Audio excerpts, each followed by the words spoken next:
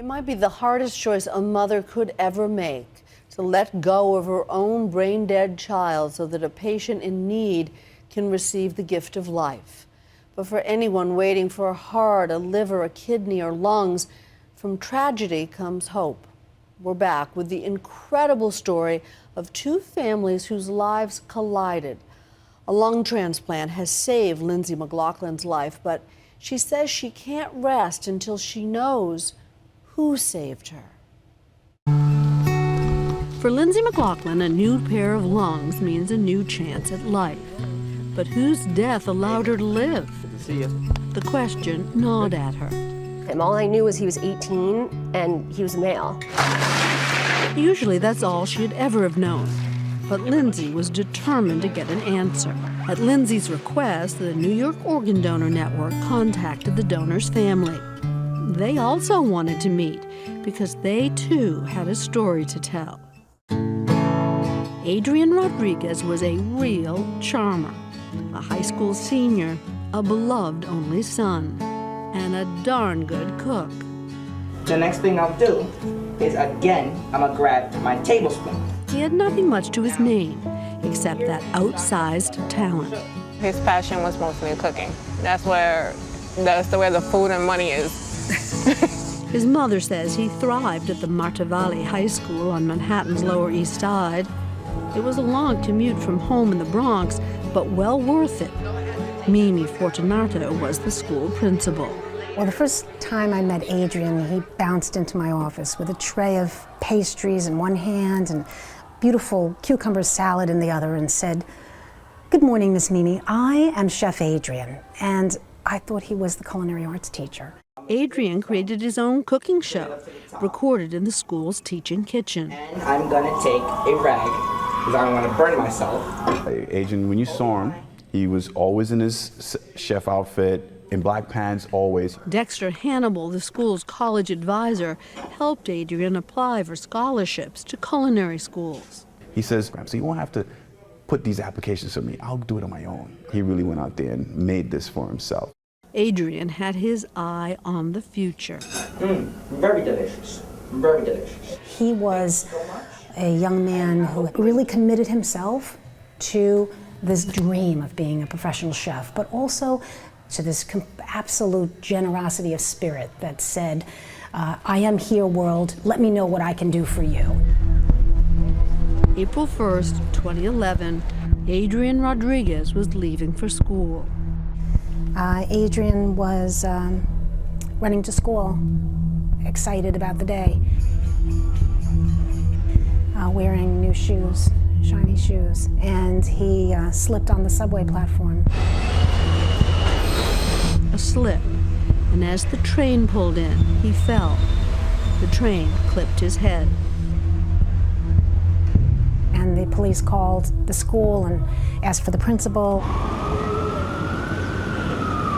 And the police officer said, "Is Adrian Rodriguez your student?" And my heart stopped. I said, "Why? Why?" He said, "We need you to contact his family and you need to come to Bellevue immediately. It's serious."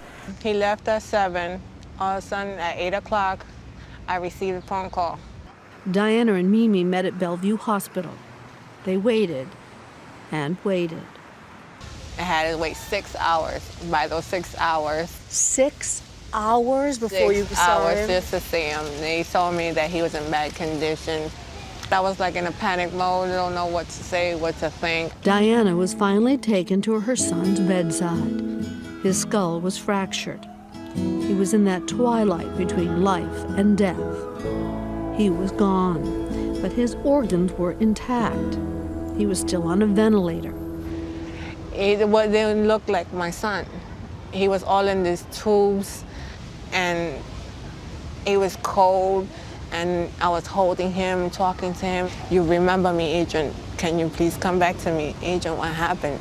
At 10 p.m., Adrian was declared brain dead, and his mother was asked about donating his organs. And I'm like, no, it's not time yet. He's just 18. He's just a kid. He's just starting out.